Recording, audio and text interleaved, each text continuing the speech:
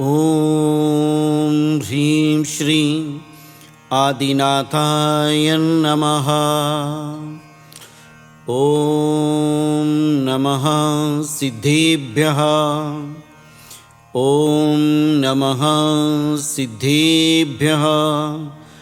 ॐ नमः सिद्धेभ्यः। श्रोते हो, जय जिनेंद्र। आज आपण भक्तामृत स्तोत्रमधील 33 नंबरचं काव्य पुष्पवृष्टी प्रातिहार्य ऐकणार आहोत। मंदार सुंदर नमेरु सुपारिजात संतानकादि कुसुमोत्कर वृष्टिरुद्धा गंधोद बिंदु शुभमंद मरुत् प्रपाता दिव्यादिवपतिते वयसां ततिर्वा। हे भगवन, सुगंधित पाण्याचे थेंब उत्तम मंद अशा वाऱ्याबरोबर वाहिल्याप्रमाणे श्रेष्ठ व मनोहर अशा मंदार, सुंदर, नमेरू, पारिजात, संतानक वगैरे कल्पवृक्षांच्या फुलांचा वर्षाव आपल्या वचनावलीप्रमाणे आकाशात होत आहे। हे नाथ, सुगंधित जल व मंद वाऱ्याबरोबर आकाशातून जो कल्पवृक्षांच्या फुलांची वृष्टी होत आहे ती जणू काय आपल्या मनोहर वचनावलीसारखी शोभित होते।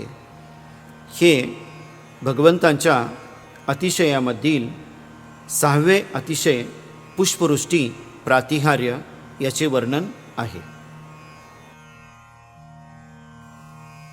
वृद्धी मंत्र जाप्य ओम ह्रीं अर्हं नमो आमोसै पत्ताणं ज्रौं ज्रौं नमः स्वाहा।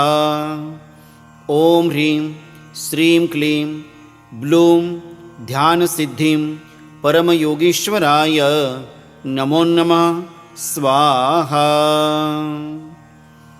यंत्राचा उपयोग पवित्र शुद्धतापूर्वक सफेद वस्त्र धारण करून पूर्व दिशाकडे मुख करून यंत्र स्थापित करावे। अभिषेक पूजन आरती करून मंगल कलशाची स्थापना करावी।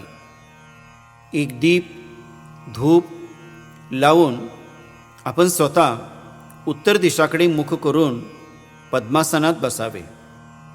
सफेद मालाने प्रातःकाली ब्रह्ममुहूर्तावरती गुग्गुळ धूप घालून 1008 वेळा 33 नंबरचे काव्य वृद्धिजाप्य एवं मंत्राची आराधना करावी। याची सिद्धी प्राप्त होते आणि याच्यामुळे ताप ज्वर नाशक होते।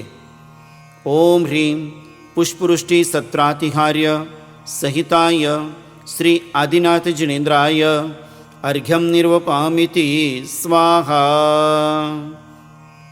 श्रोते हो, आज आपण भक्तामृत स्तोत्रमधील काव्य क्रमांक 33 आपण ऐकलेला आहोत। उद्या आपण भक्तामृत स्तोत्रमधील काव्य क्रमांक 34 ऐकणार आहोत। तोपर्यंत सर्वांना जय जिनेंद्र।